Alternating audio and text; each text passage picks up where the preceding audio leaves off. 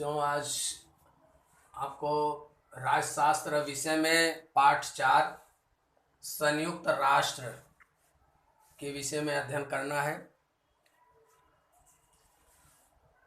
संयुक्त राष्ट्र की स्थापना द्वितीय विश्व युद्ध के बाद हुई।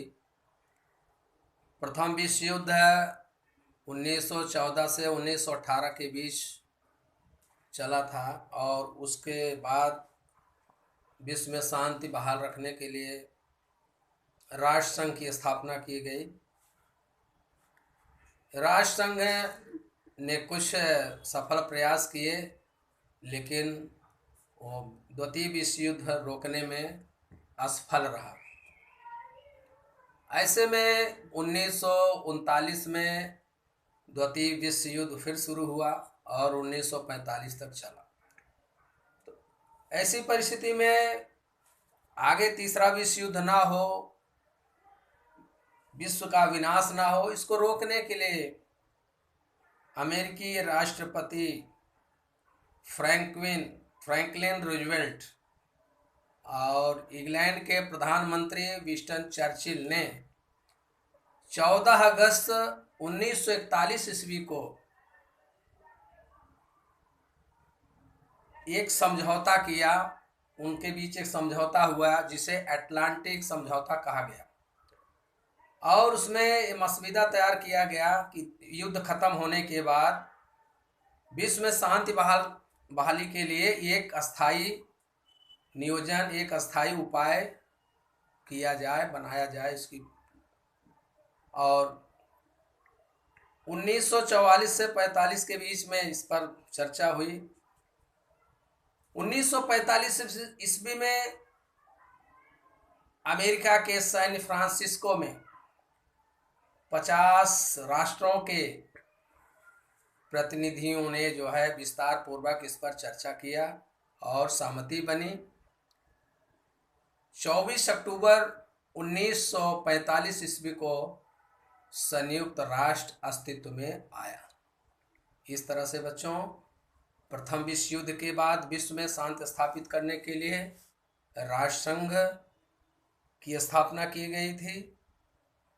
उसके प्रयास सफल नहीं हुए तो 1939 से 45 के बीच द्वितीय विश्व युद्ध हुआ और फिर इस विश्व युद्ध के बाद अगला विश्व युद्ध ना हो, इसको रोकने के लिए अमेरिका और इंग्लैंड के राष्ट्राध्यक्षों ने पहल की और उसका ही नतीजा रहा कि दुनिया के 50 देश शुरू में इसमें शामिल हुए और 50 देशों के हस्ताक्षर से, सहमति से संयुक्त राष्ट्र संस्था अस्तित्व में आई और 24 अक्टूबर 1945 को संयुक्त राष्ट्र की स्थापना की गई।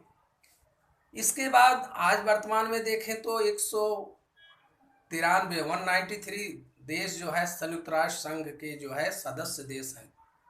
इस तरह से संयुक्त राष्ट्र की पार्श्वभूमि और संयुक्त राष्ट्र संघ की स्थापना का काल क्रम हुआ। संयुक्त राष्ट्र संगठन के उद्देश्य, संयुक्त राष्ट्र संघ के स्थापना के उद्देश्य विश्व में शांति स्थापित करना, विश्व में अमन चैन रहे, दुनिया के देशों के बीच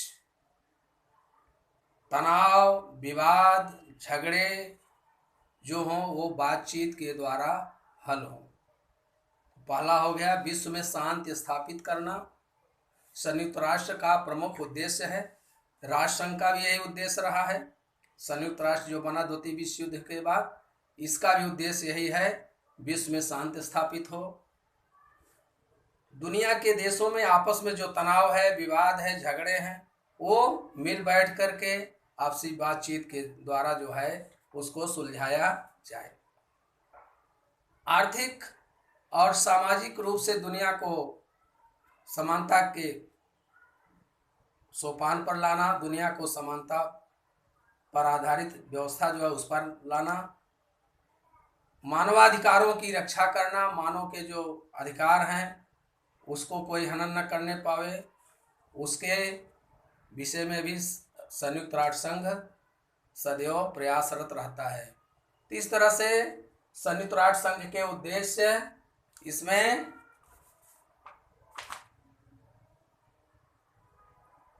आक्रमण कोई देश अगर करता है तो जो गलत रास्ते पर है उस देश के खिलाफ संयुक्त राष्ट्र के सदस्य उसके खिलाफ कार्रवाई करते हैं और जो सही रास्ते पर रहता है उस देश की मदद करते हैं।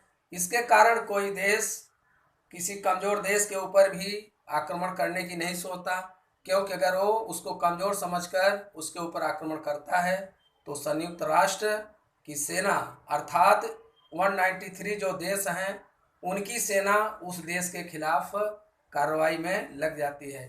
तो केवल एक देश नहीं रहता, वो 193 देश जो हैं संयुक्त राष्ट्र के, उनके देशों की सेना जो है मनमानी करने वाले देश के खिलाफ युद्ध में भाग लेती है।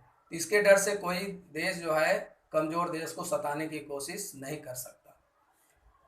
संयुक्त राष्ट्र के तत्व, सभी सदस्य राष्ट्रों का स्तर समान होगा। भौगोलिक आकार, आर्थिक और सैन्य शक्ति के आधार पर इनमें किसी प्रकार का भेदभाव नहीं होगा। संयुक्त राष्ट्र के सदस्य राष्ट्रों को एक दूसरे की स्वतंत्रता और भौगोलिक एकात्मता का आदर करना होगा। सभी सदस्य राष्ट्र अपने अंतर्राष्ट्रीय विवाद पारस्परिक बातचीत के द्वारा शांतिपूर्ण मार्ग से उसका हल करें। इस तरह से ये संयुक्त राष्ट्र के तत्व हैं। बच्चों, आज हमने संयुक्त राष्ट्र की पार्श्वभूमि, कैसे उसके विषय में पहल हुई, फिर संयुक्त राष्ट्र की स्थापना का कालक्रम, कैसे युद्ध के दौरान इसकी शुरुआत हुई। पार्श्वभूमि इसलिए हुई कि प्रथम विश्व युद्ध के बाद जो राष्ट्र संघ बना वो असफल हुआ, क्योंकि उसमें अमेरिका जैसा देश उसका सदस्य बना ही नहीं था, शामिल ही नहीं था। और दुनिया के तमाम देश, जर्मनी, इटली वगैरह जो थे वो मनमानी करते हुए विस्तारवादी नीति अपनाए, जिसके कारण द्वितीय विश्व युद्ध हुआ। तो इसके बाद जो है द्वितीय विश्व के दौरान इंग्लैंड और अमेरिका ने पहल किया, लीडरशिप उसमें उनकी रही, नेतृत्व उनका रहा, इसलिए राष्ट्र संघ अस्तित्व में आया 1945 में। और यह संगठन जो है आज भी अस्तित्व में है और इसकी वजह से आज तीसरा विश्व युद्ध होने की नौबत नहीं आ रही है। संयुक्त राष्ट्र संघ के उद्देश्य शांति, अमन, चैन बनाए रखना, बातचीत के द्वारा मामले का हल निकालना और मानव मूल्यों की रक्षा करना, मानवाधिकार की रक्षा करना, निरंकुश देशों के खिलाफ अपनी सैन्य शक्ति का प्रयोग करके उनका दमन करना। इस तरह से आज के वीडियो में हमने राष्ट्र संघ की पृष्ठभूमि, संयुक्त राष्ट्र संघ की स्थापना का कालक्रम, संयुक्त राष्ट्र संगठन के उद्देश्य और संयुक्त राष्ट्र संगठन के तत्व, इन मुद्दों की जानकारी का अध्ययन आज किया। आज का वीडियो यहीं पर समाप्त होता है। धन्यवाद।